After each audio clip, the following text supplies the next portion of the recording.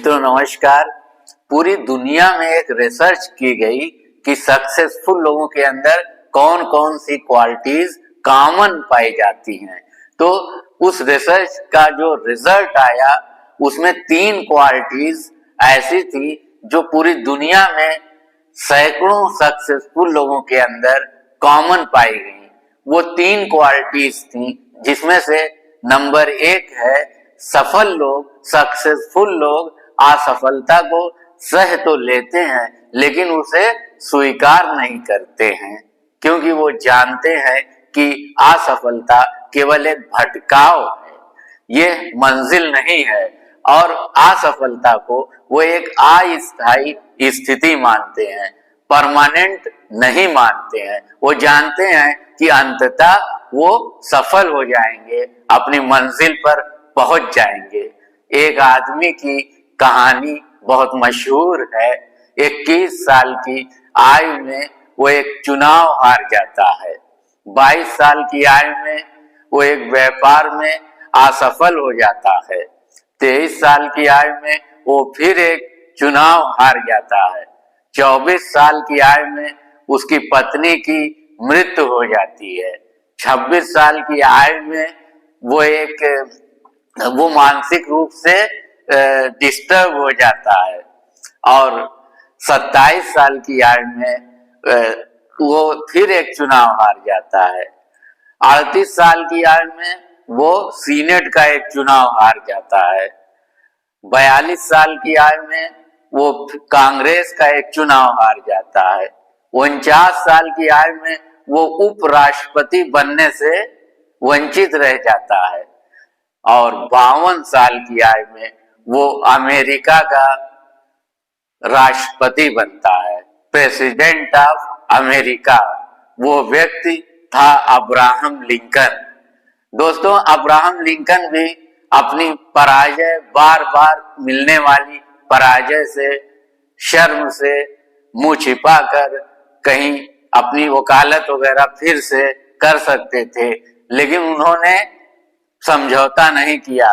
पराजय को एक अस्थायी स्थिति के रूप में देखा और अंत में उन्हें सफलता प्राप्त हुई। इससे हमें यही शिक्षा मिलती है कि पराजय एक अस्थायी स्थिति है, ये मंजिल नहीं है। और जो इसे एक टेम्पोररी स्थिति मानते हैं, अंततः परमानेंटली उन्हें सफलता प्राप्त होती है।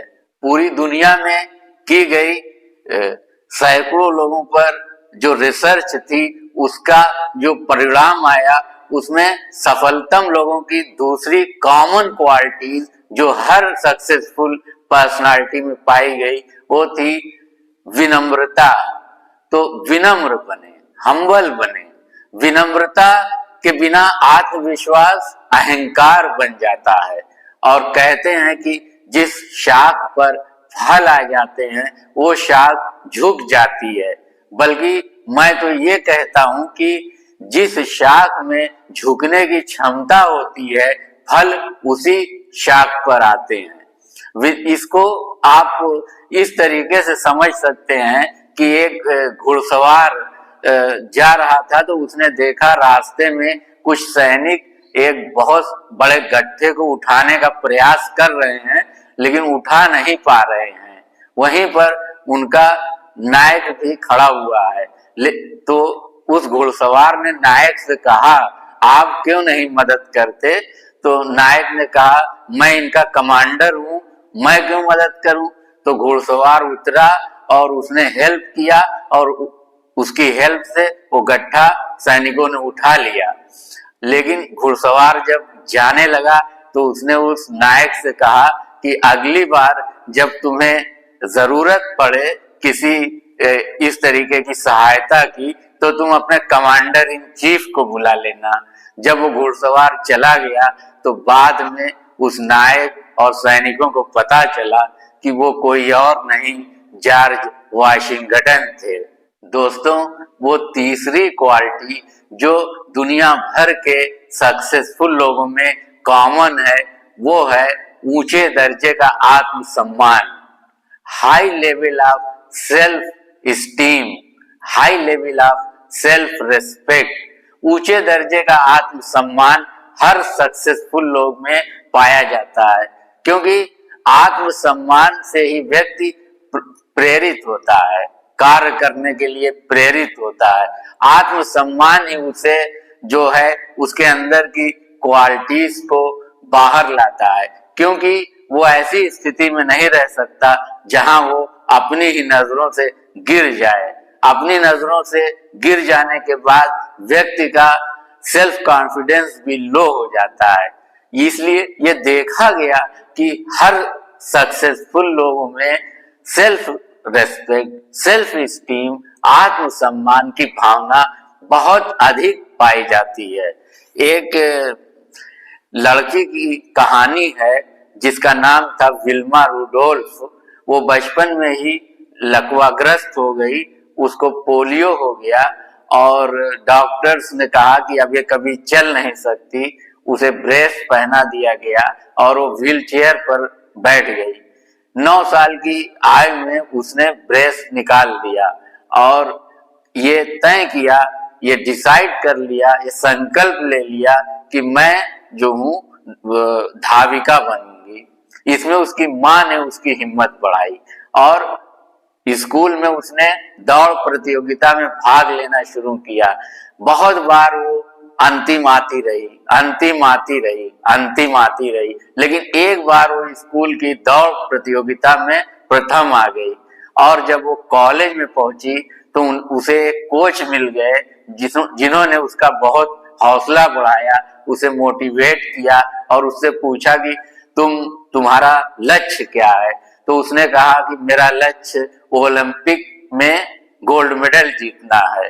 हालांकि ये एक हास्यास्पद बात लग रही थी, लेकिन कोच ने उसका हौसला बढ़ाया और उसे मोटिवेट किया और 1960 के ओलंपिक में उसने हिस्सा लिया और पहली दौड़ जो 100 मीटर की दौड़ थी उसमें पहला गोल्ड मेडल हासिल करके विश्व की पहली लकवाग्रस्त गोल्ड मेडलिस्ट महिला बन गई।